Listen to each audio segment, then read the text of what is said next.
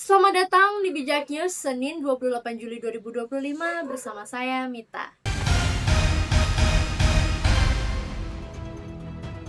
Informasi pertama, isu ijazah palsu Presiden ke-7 Jokowi kini berubah jadi arena saling serang politik. Ketua Umum Solidaritas Merah Putih Sylvester Matutina menyebut serangan ini bukan soal hukum, melainkan agenda besar menjatuhkan Jokowi. Ini bukan hanya soal ijazah, sama seperti tudingan Jokowi PKI, Gibran Fufufafa, Plon Plongo, bahkan hinaan tidak mau dipimpin monyet, semua upaya penghancuran karakter, ujar Sylvester Sabtu 26 Juli. Ia menuding tokoh politik berbaju biru berada di baliknya, yang kalah Pilpres, yang tak ingin Prabowo Gibran berhasil. Isu ini disebut terkait Partai Demokrat dan purnawirawan yang ingin main di 2029. Namun Sekjen TPUA Azam Khan membantah keras, "Demi Allah tidak ada yang mendanai kami. Tuduhan itu fitnah, ini murni perjuangan hukum sejak 2002." Tegasnya Sabtu 26 Juli. Menantang balik agar Jokowi tak pakai metafora dan langsung sebut nama tokoh yang dimaksud. Analisis Carta Politika Yunarto Wijaya menilai blunder justru datang dari Jokowi. Biasanya Jokowi gunakan pihak ketiga, tapi kali ini beliau sendiri yang bicara soal tokoh besar. Ini bisa jadi sinyal pada Prabowo, tapi kenapa tidak langsung? Tanya Yunarto. Ia menyebut klub baju biru bisa berujung pada Demokrat dan AHY, apalagi dengan sejarah kelam perebutan ketua umum partai. Kalau ini benar konflik internal, yang paling jatuh bukan Jokowi, tapi Prabowo, karena seolah tak mampu menjaga harmoni koalisi. Yunarto juga memperingatkan relawan agar tidak offside. Jangan sampai karena terlalu cinta, justru menambah musuh baru bagi Jokowi. Kalau yakin ijazah asli, hadapi secara hukum, jangan pakai logika